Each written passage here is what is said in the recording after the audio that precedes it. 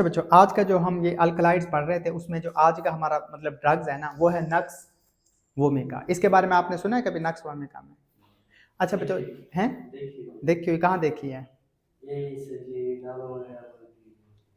नहीं नहीं ये नहीं। आप कभी भी ना होम्योपैथिक डॉक्टर के पास जाओ ना, वो जितनी भी आपको दवाई देगा ना मोस्टली तकरीबन 80% वो नक्स वोमिका आपको जरूर देगा।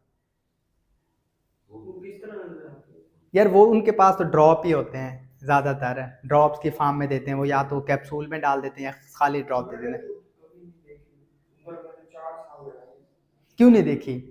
मतलब ड्रॉप वगैरह तो डालते नहीं देखा। या तो ड्रॉप ड्रग दे देते हैं या फिर वो जो कैप्सूल होते हैं उनमें डाल के दे देते हैं, बस उसमें डाल देते हैं ना वो मोस्टली। नक्स वोमी का यार मोस्ट कॉमनली यूज होता है। अच्छा कुलचा सुना हुआ आपने? कुलचा क्या किस लिए इस्तेमाल होता है कुलचा? अच्छा कुलचा ना हमारे ये पहलवान वगैरह इस्तेमाल करते थे ताकत के लिए, ठीक है। तो ये नक्स वोमिका ये अब देखो ना हमने पॉइजनस प्लांट में भी इसको पढ़ा था, ठीक है। तो इसको बच्चों ये है कि अगर आप इसको प्रॉपर और सही डोज से इस्तेमाल करते हो तब तो ये आपको क्या देती है? फायदा देती है, मतलब ताकत देती है, ठीक है। लेकिन अगर आप इसकी इस्तेमाल या इसकी डोज ज्यादा कर देते हो तो ये आपके बहुत ज्यादा आपके लिए नुकसानदेह हो सकते हैं। शायद आपने सुना हो, हम सुनते थे कोई पहलवान था वो उसने कुलचा खा लिया और उससे उसकी डेथ हो गई, प्रॉपरली उसने उसको बनाया नहीं था, ठीक है। तो नक्स वोमिका क्या है? बेसिकली कुलचा, इसका सिनोनिम भी है कुलचा या पॉइजनस नट भी हम इसे कहते हैं, दूसरा वोमिट नट भी कहते हैं, ठीक है। अगर प्रॉपर और सही डोज और सही तरीके से इस्तेमाल करोगे तो ये हमें बहुत फायदा देगा, अदरवाइज ये हमारे लिए जहर के तौर पे काम करेगा, ठीक है।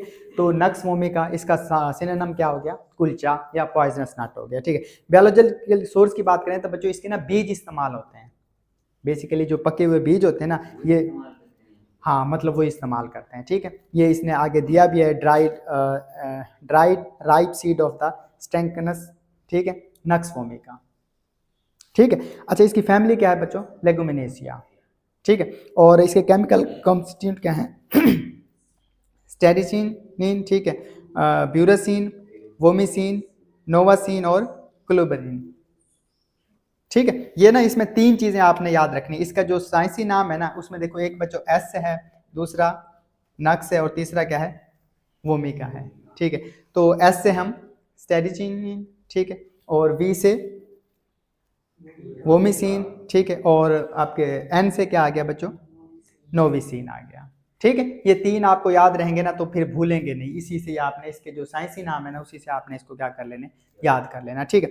अब बच्चों इसकी बच्चों मेडिकल यूज की बात करें तो बच्चों ये बेसिकली ना क्या करता है, हमारी ना भूख को बढ़ाता है, हमारे मतलब जीआईटी है ना उसके सिस्टम को क्या कर रहा होता है, ये ठीक कर रहा होता है। वैसे भी हमारे जो हकीम या होम्योपैथिक हजरात है ना वो समझते हैं कहें कि अगर आपका जीआईटी ठीक है तो आप ठीक हो, अगर जीआईटी खराब है तो फिर आप क्या हो? बीमार हो। जीआईटी मतलब आपकी जो गैस्ट्रोइंटेस्टाइनल ट्रैक है। हाँ ये है, मतलब ठीक है ये बात, ठीक है। लेकिन वो कहते हैं हर चीज को आप इसके साथ रिलेट कर दो तो फिर थोड़ा सा अजीब भी लगने लग जाता है, ठीक है। वो कहते हैं आप इतने हार्ड एंड कहते हैं ना कोई भी चीज की ज्यादती या कमी क्या कहलाती है? नुकसानदेह कहलाती है। वो इतने ज्यादा हार्ड है कि हर बीमारी को वो कहते हैं कि बस ये जीआईटी की वजह से है। हम मानते हैं कि ये बात ठीक है, लेकिन आप इसको 60-70% तक लेके चलो, बाकी कुछ ऐसी बीमारियां हैं जिसका जीआईटी के ज्यादा ताल्लुक नहीं होता। लेकिन वो अब आप हर चीज को जब इसके साथ अटैच करोगे ना तो फिर इलाज करना थोड़ा सा क्या हो जाता है, फिर मुश्किल हो जाता है, ठीक है। तो बच्चों ये बेसिकली हमारे जीआईटी को ठीक करती है। जब हमारा जीआईटी ठीक होगा तो हमारी बाकी चीजें क्या हो जाएंगी? सेट हो जाएंगी। तो इसलिए ये एक तो सर्कुलेटरी स्टिमुलेंट के तौर पर इस्तेमाल होता है, ठीक है। दूसरा बिटर टॉनिक, ठीक है। तीसरा increase the tone of intestine, आपकी जो आते हैं ना उनकी टोन को सेट करेगा, जिससे आपको भूख भी लगेगी और आपका जो डाइजेशन है वो भी क्या हो जाएगा? इंप्रूव हो जाएगा, ठीक है। उसके बाद अगर किसी ने ना अल्कोहलिक ज्यादा बहुत ज्यादा शराब पी ली है, पॉइजनिंग हो गई है, तो उसके इलाज के लिए भी हम इसको दे रहे होते हैं, ठीक है। ये नक्स मोमी का याद रहेगा, ठीक है। बस आपने ना मेन जीआईटी याद रखने लेना ताकि आपकी मतलब इंटेस्टाइन ठीक होगी, भूख ठीक होगी, डाइजेशन ठीक होगी, तो बाकी जो मामला हैं वो ठीक हो जाएंगे। दूसरा ये सर्कुलेटरी स्टिमुलेंट भी है, ठीक है। अच्छा आगे चलते हैं बच्चों, सिनकोना बार्क। जो अगली है वो क्या है बच्चों? सिनकोना बार्क, सिनकोना बार्क, ठीक है। बार्क किसे कहते हैं? छाल को कहते हैं। तो इसकी हम क्या यूज करते हैं? छाल यूज करते हैं, ठीक है। स्टेम एंड रूट की छाल को यूज कर रहे होते हैं, ठीक है। इसका साइंसी नाम क्या है? सिनकोना बार्क सक्सूनी रुब्रा, ठीक है।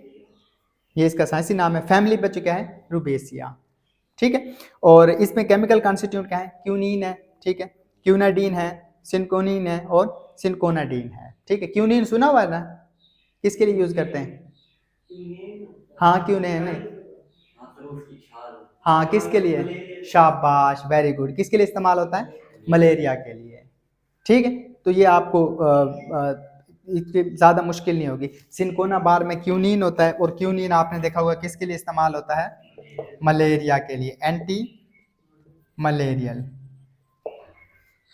ठीक है। तो सिनकोना बार किसके लिए इस्तेमाल होती है? मलेरिया के लिए इस्तेमाल होती है। अब मलेरिया में आपको पता बुखार होता है, तो ये एंटीपायरेटिक भी इस्तेमाल होता है, ठीक है।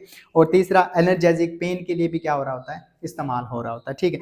और एरेथमियाज, डिस्पेप्सिया, हे फीवर और टॉन्सिलाइटिस के लिए भी हम इसको क्या कर रहे होते हैं? इस्तेमाल कर रहे होते हैं, ठीक है। बस एक दो तीन चीजें याद रहेंगी। देखो एंटी मलेरिया मतलब बुखार, तो एंटीपायरेटिक भी है, बुखार में फिर आपको पेन होता है तो एंटी एनल मतलब एनर्जेसिक के तौर पे भी क्या हो रहा होता है? इस्तेमाल हो रहा था। बाकी एक दो चीजें आपने वैसे याद रख लेनी, जैसे डिस्पेप्सिया, हे फीवर और टॉन्सिलाइटिस, ठीक है बच्चों, ये याद रहेगा सिनकोना बार। अच्छा आगे हम चलते हैं बच्चों। आगे है बच्चों हाइसिमस लीफ। क्या है बच्चों? हाइसिमस लीफ, ठीक है, हाइसिमस लीफ, ये इस तरह हाइसिमस लीफ। अच्छा अब इसको बच्चों जो सिनोनिम है ना वो है खुरासानी अजवाइन, ठीक है। इसे भंग भी कहते हैं हम, भंग देखी हुई आप लोगों ने, ठीक, यूज तो नहीं कभी। अच्छा अच्छा, इसके बच्चों हम पत्ते भी इस्तेमाल करते हैं और इसके फूल भी इस्तेमाल कर रहे होते हैं, ठीक है। हाइसिमस नाइगर इसका साइंसी नाम है, ठीक है, निगार या नाइगर। अच्छा उसके बाद बच्चों इसकी फैमिली क्या है? सोलोमोनेसिया, ठीक है। केमिकल कॉन्स्टिट्यूट क्या है इसमें बच्चों? हाइसिमस होता है, सॉरी हाइसोमाइन होता है और हायोसिन होता है। अब हाइसोमाइन जो है ना उसका दूसरा नाम क्या है बच्चों? एट्रोपिन है। ये भी सवाल आ सकता है कि एट्रोपिन के ऊपर आपने वो लिखना है, ठीक है। तो एट्रोपिन, और इसका जो दूसरा है हायोसिन, इसमें स्कोपोलामाइन, ठीक है, ये भी आ सकता है। तो ये आपने दोनों ने इसके सिनोनिम के तौर पर अच्छे से इसको क्या कर लेना? इस्तेमाल कर लेना है, ठीक। अब एट्रोपिन क्या करती है? ये बच्चों आपके ना जो सिंपैथेटिक सिस्टम है ना उसको क्या कर रही होती है? एक्टिवेट कर रही होती है, ठीक है। मतलब पैरासिम्पैथिक को स्लो डाउन करके सिंपैथेटिक को क्या कर रही होती है? एक्टिवेट कर रही होती है। जिससे क्या होता है, जब भी आपका सिंपैथेटिक सिस्टम एक्टिवेट कब होता है? जब आपके पीछे कोई कुत्ता लग जाए, मतलब इमरजेंसी वाली जो सिचुएशन होती है। इसमें क्या होता है बच्चों? इसमें ये होता है कि आपने क्या कहते हैं ना, यानी कि आपका सीएनएस स्टिमुलेट हो जाता है, ठीक है, और आपकी मिडिएटिक मतलब आंखों के जो प्यूपल हैं वो खुल जाते हैं, ताकि ज़्यादा रोशनी इंटर हो और भागने दौड़ने में क्या हो, आपको आसानी हो, ठीक है।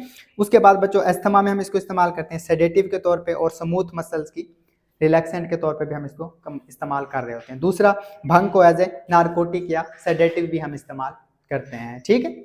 अच्छा ये हो गया। आगे बच्चों बेलाडोना, लास्ट है आपके अल्कलाइड्स का, क्या है बच्चों? बेलाडोना। ये हमने ना पॉइजनस प्लांट में भी पढ़ा था, याद है, ठीक है। अच्छा इसको हम डेथ हर्ब भी कहते हैं, ठीक है, मौत की जड़ी बूटी भी हम इसको कह रहे होते हैं, ठीक है। इसको इसके भी हम पत्ते भी इस्तेमाल करते हैं और फ्लावरिंग, ठीक है, टॉप भी हम इसके इस्तेमाल कर रहे होते हैं। एट्रोपा बेलाडोना इसका बायोलॉजिकल सोर्स है, ठीक है। फैमिली क्या है बच्चों? सोलोमोनेसिया। आपने देखा होगा अभी हाइसिमस, उसकी भी फैमिली सेम थी और इसकी भी फैमिली क्या है? सेम है, ठीक है। इसमें भी एट्रोपिन है, उसमें भी क्या थी? एट्रोपिन थी, ठीक है। हाइसोमाइन है, उसमें भी क्या थी? हाइसोमाइन, ठीक है। इस एस्परजिलिन है, इसमें ये एक्स्ट्रा एक पाया जाता है, ठीक है। और अब इसके यूज, अब जो यूज हमने वहां देखे थे वो यूज आपको यहाँ भी देखने को मिलेंगे, ठीक है। लेकिन कुछ थोड़ी सी एक्स्ट्रा वो चीज़ें आ जाएंगी, जैसे कि नारकोटिक्स भी में यूज़ करते हैं, उसके बाद सेडेटिव यूज़ करते हैं, muscle relaxant of the respiratory tract, मतलब सांस के रिलेटेड कोई प्रॉब्लम है ना तो उसमें हम इसको दे रहे होते हैं। और तीसरा क्या है? एंटी स्पाज्मोटिक, ठीक है, हम एंटी स्पाज्मोटिक के तौर पे भी हम इसको दे रहे होते हैं। बेसिकली जो स्मूथ मसल्स होते हैं ना उनकी अगर कॉन्ट्रैक्शन हो जाए ना तो वो हमें पेन काज के, जिस तरह आपके पेट में कोई दर्द है, ठीक है, तो जो एंटी स्पाज्मोटिक जो भी चीज़ें होंगी वो बेसिकली उनको रिलैक्स करेंगे, जिससे आपका जो पेन है वो क्या हो जाएगा? रिलीफ हो जाएगा, ठीक है। इसी तरह आपको पता ना हमारे जो वेसल्स हैं वो भी स्मूथ मसल से मिलकर बनती है। जब वो भी कंट्रैक्ट करती हैं तो हमें जिस तरह ब्लड प्रेशर या इस तरह की प्रॉब्लम्स होती हैं तो वो उनको रिलैक्स